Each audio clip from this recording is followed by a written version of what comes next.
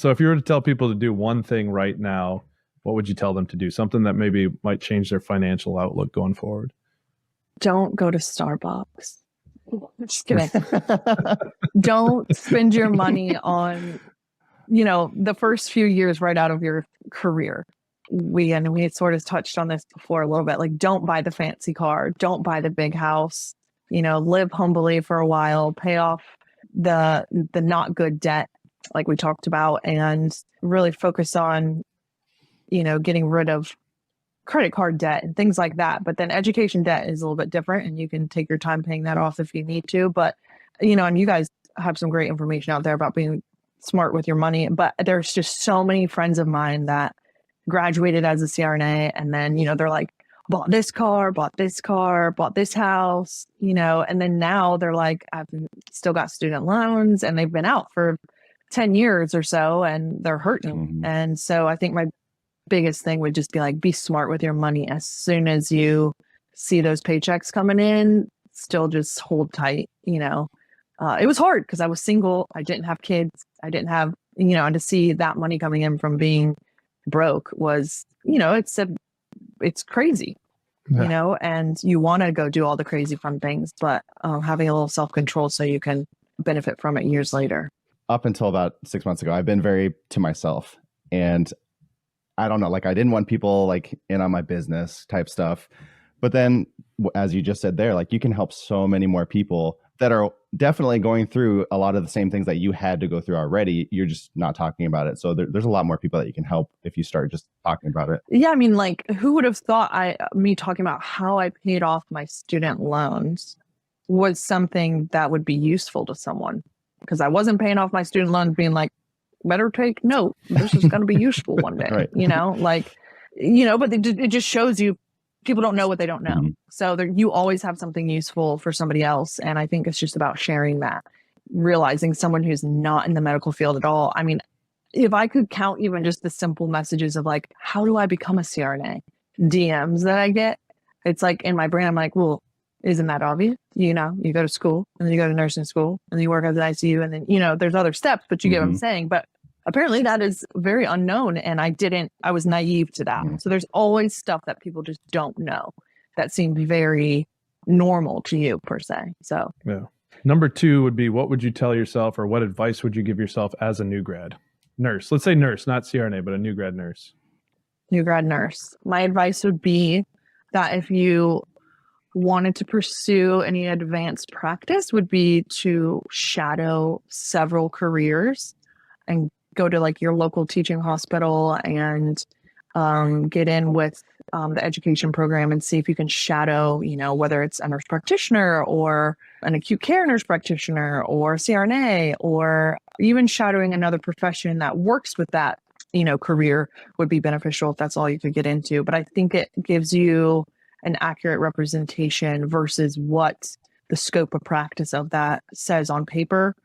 Where I live, an acute care nurse practitioner is not used to their full scope of practice. So their actual job does not look like what they are fully capable and trained of doing.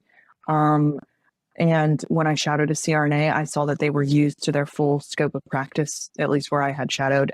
And that excited me versus other. So I just think making yourself aware of what an actual profession looks like in real life versus on paper is really important. And I am so glad that I shadowed a CRNA and made that decision, because I do think that finalized things for me. Mm-hmm. Yeah. And how did you know that that CRNAs were used to their full potential? Because there's a lot of, especially the bigger hospitals, where CRNAs are kind of, I don't want to say handcuffed, but they're not able to do everything that they're trained to do. So how did you know that they were being used fully? Definitely the CRNA that I shadowed that time, she was really awesome. And I think, I'm forever indebted to her to really taking the time to actually talk to me and not be like annoyed that I was like this little bebopping thing wanting to like shadow her. I did know, educate myself on what a CRNA was capable of and their scope of practice before I went and shadowed.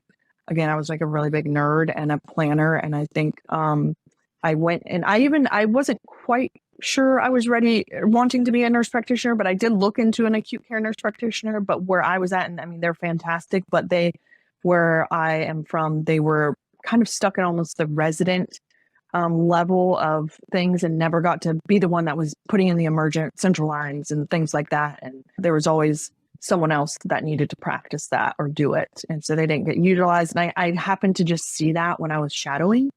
And so I think that was just my baseline knowledge of knowing what a CRNA was capable of doing, and having that conversation with that CRNA that day allowed me to see. And I mean, looking back, I'm sure there was something that they weren't fully used for, because we all know, like, some ways of the land, you're not going to do the epidurals at this site, but you go to the other one, and maybe the CRNAs are doing the epidurals at that one. But I guess she at least verbalized that she felt that way. She was using most of her scope of practice, which helped. All right. Number 3 is, what is a big goal that you have for the next 12 months? I think my goal has been and will continue to be, because all this is fairly new in the grand scheme of things, to continue to educate about our profession, whether it's, from just the RN standpoint to CRNAs, and correctly spreading information out there and supporting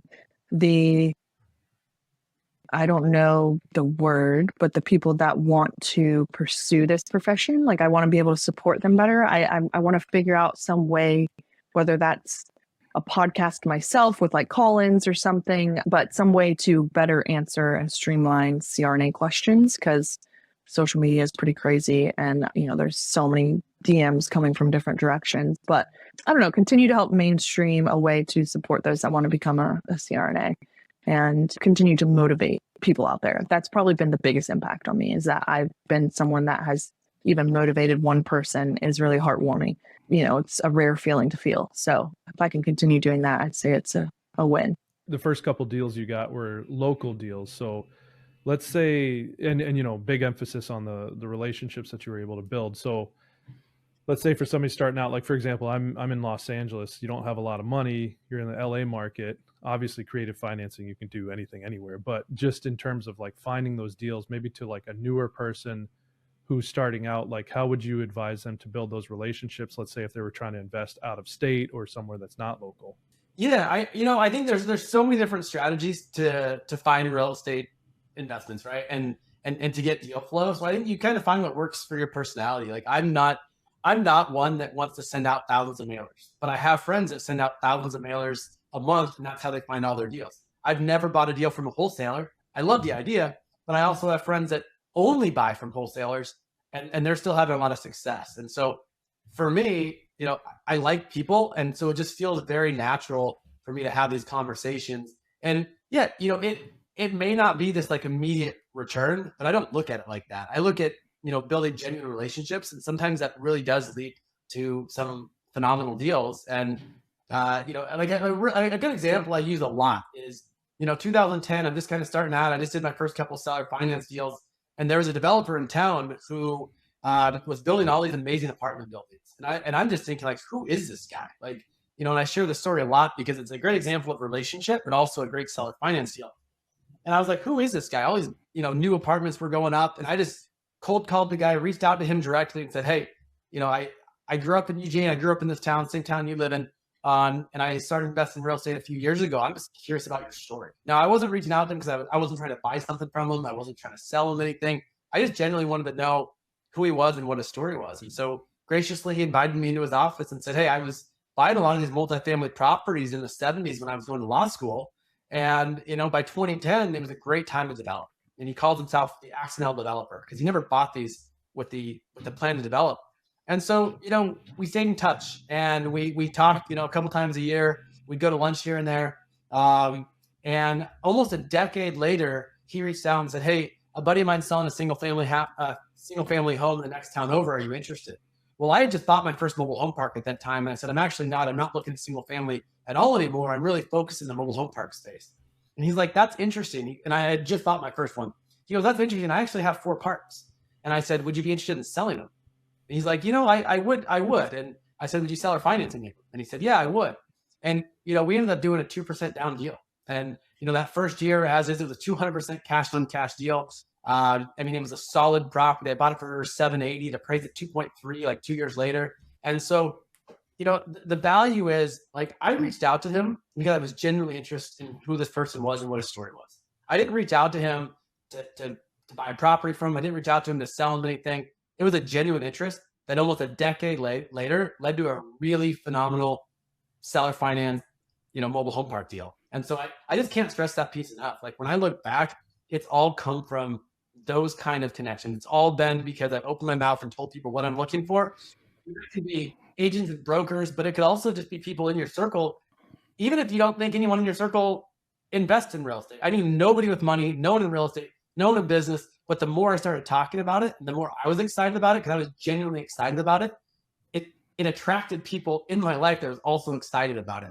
And a lot of these sellers early on, these were men and women in their 60s and 70s that had been investing in real estate. And they were excited for someone, the next generation younger than them, to come in and invest in real estate. They enjoyed talking about the deal. They actually enjoyed the idea. They enjoyed the process of someone, back then I'm in my 20s and early 30s, that someone wanted to talk about real estate with them. They were probably more excited in some ways for me to buy their property. I mean, I was pretty damn excited, but they were about me buying their properties. They were like thanking me, and I'm thinking, I just did a no money down deal. In some cases, I was actually making money at closing with the prorated rents and deposits, and they're thanking me for buying their property.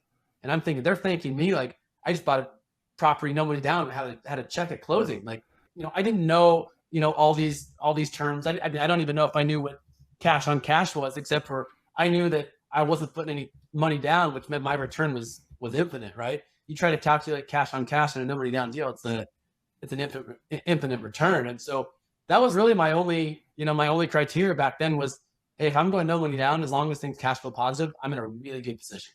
I mean, you're doing well for yourself. So how do you balance the reward versus also the discipline at the same time? I think getting educated is the number one thing. It's learning a little bit about personal finance and how it can affect you. Second thing is really working on your mindset or your relationship with money, because I found that because I had all this experiences that money wasn't talked about, I am an emotional, spender, this and that really working on those two things, education and mindset, is one of the first things that I did when it comes to being really good with how I handle my money. And going back to Josh's question, right now I'm doing what they call more of a value-based spending. I think knowing what your values are and what you really want to do with your money, what makes you happy, what makes you feel good, is such a great step as well to knowing how you handle your finances. Because for me, right now, I know for sure that buying a new purse or a new car is not something that's gonna make me happy long term. So that's something that I wouldn't do. But I do not mind spending thousands of dollars for travel, for taking my family to a vacation, that kind of stuff. So really knowing what you really value in your life is so important, because that way, even if you spend money and, even if you spend thousands of dollars, at the end of the day that it's something that makes you feel good and make you happy. That's a great point. And I think, I don't remember who we were talking to, but it was a recent episode that we recorded. And he said spending a lot of money on stuff that you enjoy is fine. It's great. But was it Leslie? I can't remember, but he was saying that he would spend a lot of money so others would look at him. And he said, yeah, no, just trying to find a balance to what you find enjoyment in, and don't care what other people. Yeah. Are you pretty good about keeping a budget in terms of things, or is it just hey, we want to do this vacation, whatever it costs, or are you figuring that a little bit and putting it all into some sort of formula? Yeah. So, I mean, I'm a big astrology person, so I'm a Libra. So I'm a Sag. I have no idea what any of these things mean. So please explain. It's just a zodiac sign, and apparently people's personality is driven by their zodiac signs. But anyways, I always say that I'm a Libra, because Libra represents a scale. So I'm very indecisive, and I always try to weigh things out on every single thing. Whenever I wanna, for example, decide on something, I would always I will write it down. I would get a paper. I would have a pros and cons. I would write everything, and I will look at it and be oh, I mean, the pros outweighs the cons. And that was the same thing with like, even like figuring out if I should work night shift or day shift, or like going to NP or staying as a nurse. So I'm that kind of person. So when it comes to like traveling and like spending money on all these things, like for me, like I do the same way.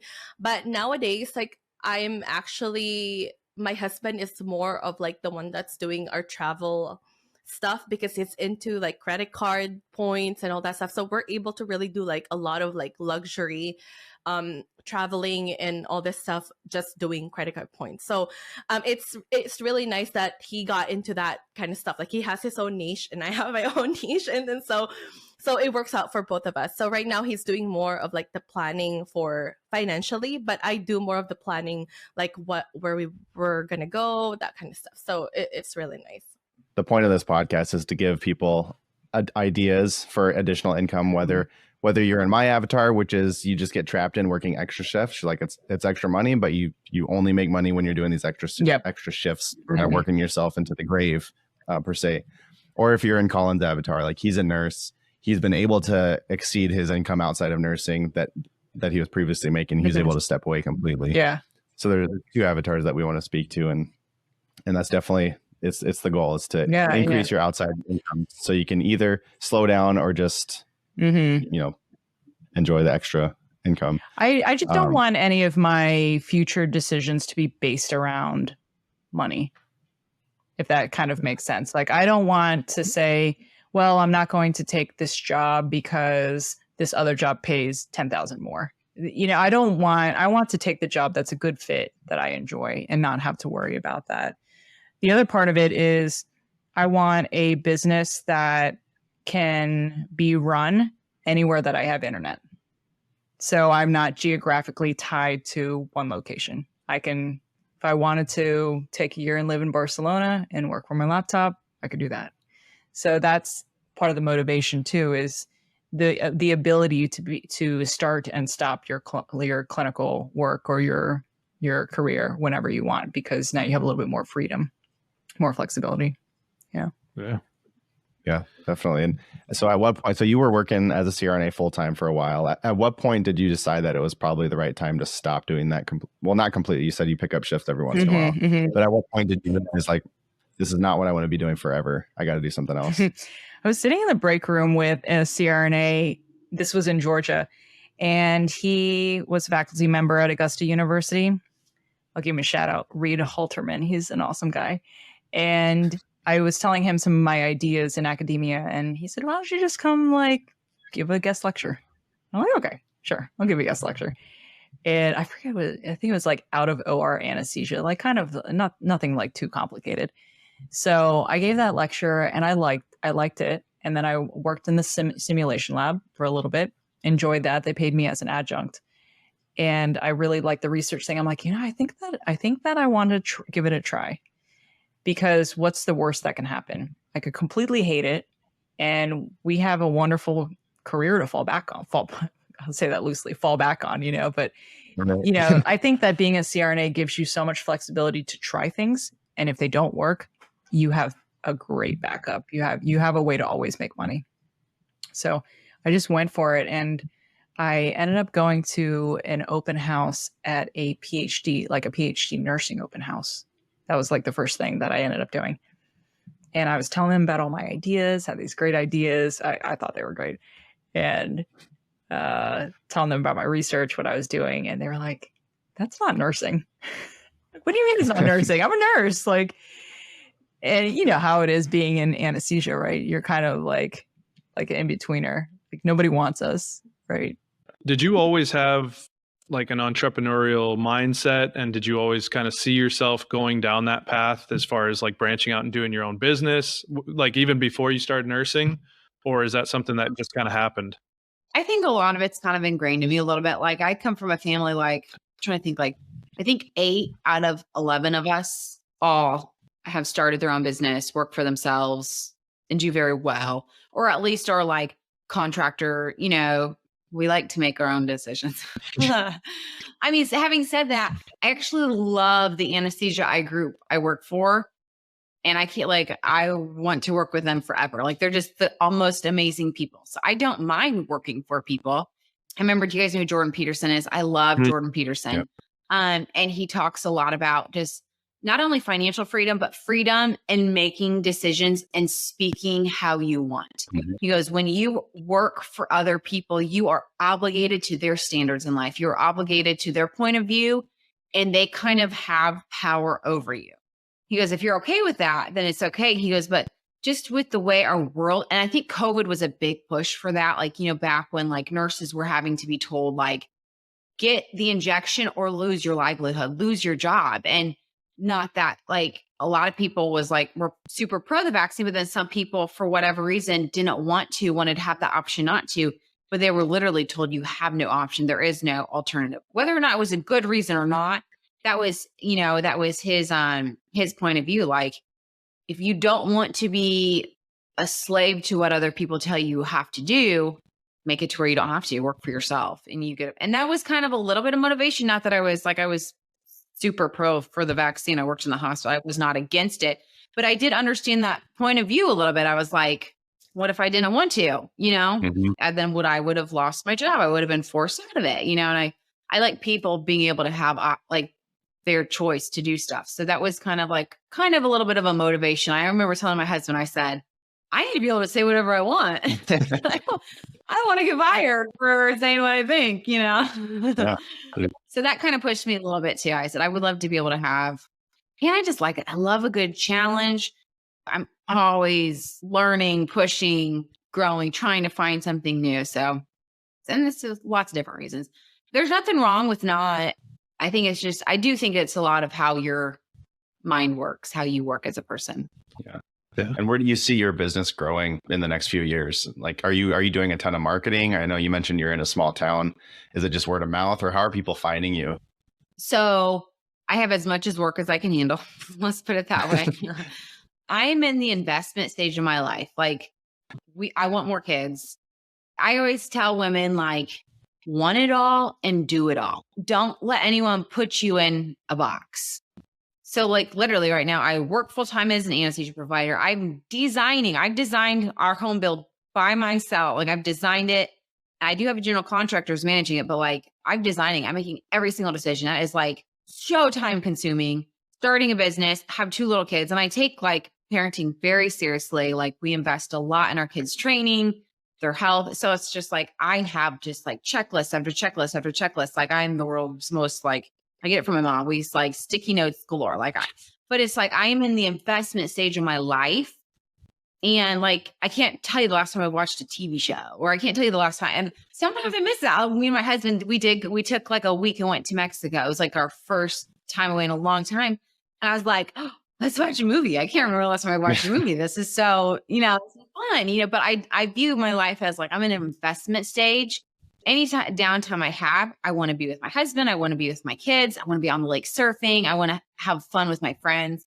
Otherwise, I'm hustling hard. I'm working hard. I'm making a plan. So as far as my business, I plan to do really well with this. I plan to set up my business model really well. I plan to make sure I've got this running and it's very profitable, but I absolutely plan to hire more people to do different services here. But it's also a small town, and I'm not naive enough to know that like a small town spa will make me millions. Like, it will do well, and I plan to get it profitable, but I 1,000% plan to franchise and have multiple locations. I haven't created my exact timeline, but that is definitely the long-term plan to do more. So before you even left nursing, you had 7 total doors. So what did that look like? Because you were doing full-time fire, full-time nursing, and buying some real estate on the side. Talk about that journey a little bit. Man, I was so pumped. You know, when you buy your first property and you can see it and you do the math and you go, I can actually do this. I see a path. And you know, you get that feeling like I'm meant for more. I'm built for something greater than what I'm doing now. And that was what I felt. And so when I got into real estate, I saw a clear path to a goal that I thought that was really difficult, if not near and unattainable. And I saw it, and I just figured, okay, if I buy this, then this, and it just worked. And I was in Florida. Didn't realize that I was in a place that was going to grow so fast the way it did. But I just was, man, I was so pumped and so amped to try to do this because I could see it. I could work the numbers. I didn't have to go back to school to get a master's degree. Meanwhile, hell, I was making more money than people with master's degrees. And not to put them down, but I'm just saying I found the path that worked for me. And it was so just motivating. And I didn't want to stop. I wanted more and more and more. Yeah, so kind of my deal. So did you go the route of where you're doing everything, you're doing 100%? If you get a call at 10 p.m., you're the one that goes and fixes it? Or how did you set yourself up to where you were able to handle so many things all at one time? Yeah, so at the beginning, I really, the firefighter in me really sets boundaries and structure. And one of that was really, I don't want to say training because that sounds demeaning, but really informing my tenants of the rules and expectations. And I would sit down one-on-one and have a clear conversation. Anytime I sat with someone and had that conversation, it pretty much went well. And at the beginning, maybe it was luck, but I really didn't have any problems. I quickly got out of the role of doing everything. I mean, quickly. And that was by, I think some of it's luck, some of it was me, that I connected with a couple of people that really resonated and they wanted to take on that additional responsibility. And to this day, I'm still with two of those folks. And when we talk about continuing to grow the empire, and they're actually waiting for me to retire, they're like, come on, man, when are you going to retire so we can really push this thing? So then you hired property managers pretty quickly. Is that what you did? Yeah. So on maybe half of my portfolio leading up to that, I had property managers.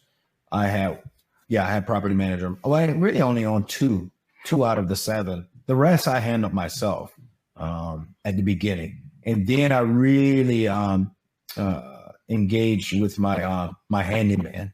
So my handyman was almost like my partner, but he also was my handyman. So he would field a lot of those calls that would come in. At the beginning, we gave the tenants his number. There's anything,